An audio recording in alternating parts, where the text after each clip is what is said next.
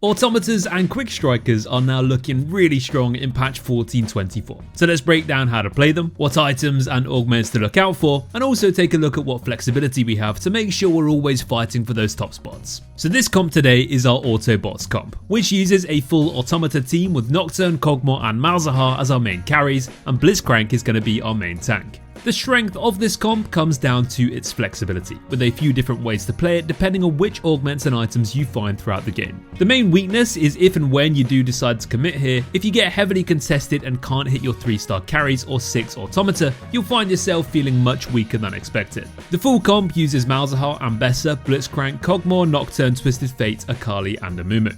When it comes to replacement options, we have one major comp we can play instead of this one if we hit certain items or augments, and that's going to be our Emma Strikers comp. This variation still uses Nocturne as one of our carries, but instead focuses on the 4 emissary units and also Akali as another 2-cost 3-star carry. So if you hit quick striker augments, or if kog'maw and Blitz are already being contested, go for this one instead. Alternatively, if you somehow see loads of Scar units in your shop at level 7 as well as an early Garen or any Watcher related augments, you could pivot as well to our classic Cogscar comp instead, which uses a 6 Watcher frontline and kog'maw and Zeri as your sniper backline carries. Let's get back to our Autobots comp now though, and for items you have 3 main carries to build around during the early and mid game. kog'maw's items have the highest priority here, and he works best with a Rageblade Archangel Staff alongside a Gunblade to heal up your Blitzcrank and deal some crazy scaling damage later on into fights. Kog's ability to focus down on one enemy with a stacking item like Rageblade turns him into an absolute single target shredding monster, which is why Rageblade is a no-brainer.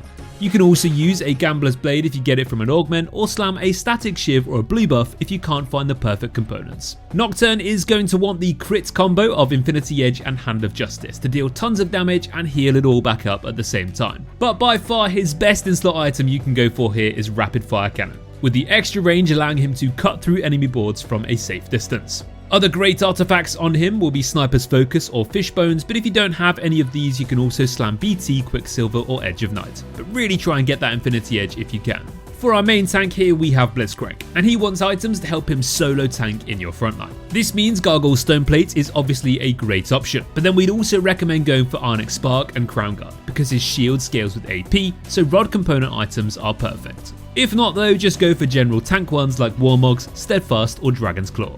After your 3 main carries are sorted, we also have 2 late game carries who we can itemize too. Malzahar can take anything AP with Shojin, Jeweled Gauntlet and Morellos being fantastic choices, and Ambessa can take any leftover AD or hybrid items like BT and Edge of Night. For spatulas, you definitely want to focus on the Automata emblem, which you can build using a Negatron cloak and place this onto Ambessa later on. Alternatively, if you get a frying pan, you can instead create a quick striker emblem with a bow and go for our Emma Strikers comp instead. Now let's move on to some augments, and you'll without doubt want to keep your eyes open for the Automata +1 emblem augments first, and also the Fractured Crystals gold augment too, which gives most of your board tons more extra damage. Lucky Gloves is also huge here, seeing as we play with plenty of other units that can become additional carries like Twisted Fate, Ambessa and Akali alongside our main core of carries. Artifact augments are also brilliant here as we have so many options we can use across our flexible carry selection. So look out for all that shimmers, portable forge or shimmer scale essence augments. A-tier choices include anything that helps you hit your carries faster like Prismatic Ticket or Pandora's Bench. High Voltage is also a great option for the super strong Ionic Sparks, or there's also Immovable Object for extra durability. For Anomalies, we ideally want to go for kog'maw here, and by far his best anomaly is the 1000 cuts one, which gives his attacks 30 bonus true damage plus 15 more for each time his target was damaged by this effect. If not, you can also settle for Magic Training or Hyper Velocity. For Blitz, you want to look out for Stone Skin, Thorn Skin or Fortified, or for Nocturne, aim for Diving In, Invisibility or Last Chance. To be honest, we don't really want to spend too much gold to hit those ideal ones here though, so grab whichever one you can without sinking too much money, and ideally on the carry you have 3-starred and itemized first. Let's take a look at the main win conditions when playing this comp then, and a big one here will be hitting those S tier augments we mentioned earlier, as having a +1 Automata emblem is huge and 6 Automata is seriously strong. Another huge win con here is simply by hitting and itemizing your carry core of Nocturne, kog'maw and Blitzcrank, which can be easier said than done, as if you're being contested you'll need to play with a really aggressive playstyle to actually achieve this. Finally, to really fight for first place, you'll need to hit all your carries and still make it to high levels to find and add in Ambessa and Malzahar to complete your board. And if you have extra space at level 9, you can slot in something like Mordekaiser or even a 6 cost like Victor. So this is a slow roll comp that plays around level 6 and 7 to 3-star your carry core before pushing higher levels to bring in your expensive late game additions. A strong opener here will be activating AUTOMATA right away with Amumu and Nocturne, alongside some extra synergies and item holders like Darius and Draven. If Mort is feeling generous and gives you any early copies of Kog and Blitz, you can also immediately play these as well. For items, you can start slamming away for any of your 3 main carries, with an early Gargoyle Stoneplate or Ironex Spark for Blitzcrank, Hand of Justice or Infinity Edge for Nocturne, or a Rage Blade for kog'maw. Level up to 4 at stage 2-1 if you have got those slammable items and a good early board. Or if not, just be a chill guy and lose streak early for the first carousel to grab that spatula and secure your +1 AUTOMATA emblem. If only it was that easy. Aim to level up to 6 at stage 3-2 and try to activate 4 automatas here by bringing in Blitzcrank and kog'maw if you do find them, and if you have items ready for them, immediately slam them. Here's the time where you want to stabilize and aim to win streak if you haven't already been on one. You can roll a bit here to stabilize and 2-star your board as well as finding copies of Nocturne, but make sure you keep yourself above 30 gold at all times. Having Vladimir and Akali alongside your automata core should give you a very strong mid-game board here, and with the right items, you'll start pumping.